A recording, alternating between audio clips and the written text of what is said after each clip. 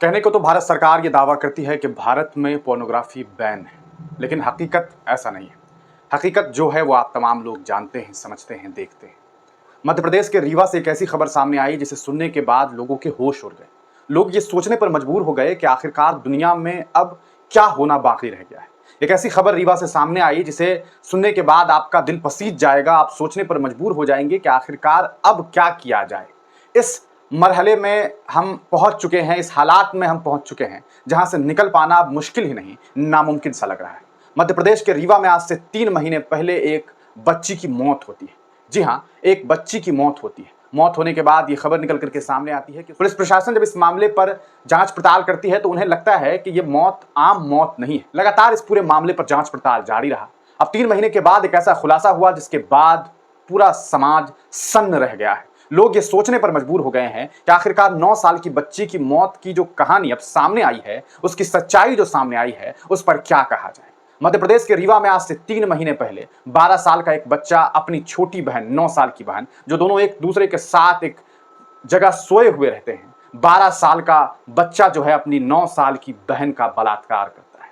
आप सोचेंगे कि ये सब कैसे हो सकता है। इस सब के पीछे जो जिम्मेदार है वो है पोर्नोग्राफी। आखिरकार ये कैसे अवेलेबल है? ये आसानी से लोगों के मोबाइल में अवेलेबल है। सोशल मीडिया का ये दौर एक ऐसा दौर बन गया है जहां आसानी से लोगों के हाथों में गंदगी और गलाजत मौजूद है। लोगों के हाथ में एक एंड्रॉइड मोबाइल है, वो मोबाइल छोटे मासूम बच्चों के हाथों में जा रहा है और फिर उन हाथों में एक ऐसी गंदगी, एक ऐसी गलाजत सामने आ रही है जिसके शिकार ये बच्चे हो रहे हैं। 12 साल का बच्चा, आप सोचिए, वो 9 साल की बच्ची जो अपनी ही बहन है, सगी बहन है, उसके साथ दुष्कर्म करता है। उसके बाद जब छोटी बहन नींद की आगोश से उठती है तो उसे लगता है कि उसके साथ कुछ ऐसा हुआ है जो नहीं होना चाहिए था। इसको लेकर के वो अपने भाई के सामने ये कहती है कि मैं इस मामले की शिकायत पापा से करूंगी।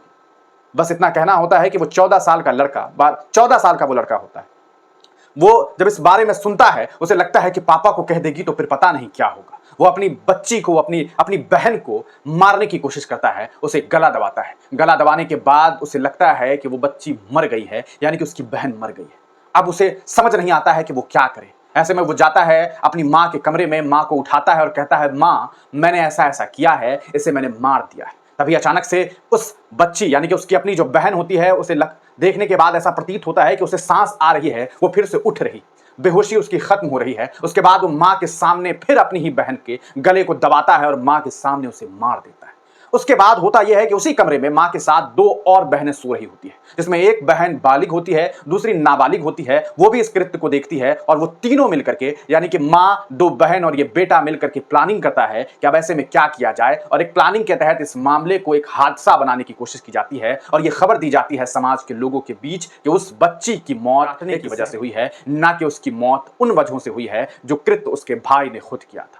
पुलिस प्रशासन इस मामले में बाद में जांच पड़ताल शुरू करती है और जब सख्ती से इस मामले की पूछताछ उसकी मां बहन से की जाती है तब ये जानकारी निकल कर सामने आती है। सोच के देखिए, अंदाजा लगाइए कि ये समाज, ये दुनिया किस दिशा में जा रहा है। अब ऐसी कौन सी घटना है जो होनी बाकी रह गई है? ये खबर काफी परेशान करने वाली है। पुलिस प्रशासन ने अब इस पूरे मामले पर संज्ञान लेते हुए मां को और एक जो बालिग बहन है उसे जेल में डाल दिया है। वहीं जिस लड़के ने ये कृत्य किया, रेप किया और उसके बाद अपनी ही बहन को मार दिया, और एक बहन जो इस छोटी नाबालिग बहन थी जिसने इस मामले को छुपाने की कोशिश की, उन दोनों को बाल गृह में डाल दिया गया है। इस पूरे मामले पर आप क्या सोचते हैं? क्या आपको नहीं लगता है कि भारत सरकार को चाहिए कि इस देश में संपूर्ण तरीके से पोर्नोग्राफी पर बैन लगा दिया जाए? हकीकत तो यह है कि आज इस देश में ओटीटी प्लेटफॉर्म जैसे प्लेटफॉर्म पर भारतीय गंदी मूवी भी देखने को मिल रही है, जो इस समाज को एक ऐसे दिशा में ले जा रहा है जो काफी परेशान करने वाला है, चिंताजनक है और इसका इलाज काफी मुश्किल है। इस पूरे मामले पर आप जो कुछ भी सोचते हैं अपनी राय कमेंट सेक्शन में जरूर दीजिएगा और इस बात का जरूर ख्याल रखिएगा कि अगर आपका बच्चा मोबाइल इस्तेमाल करता है तो वो मोबाइल में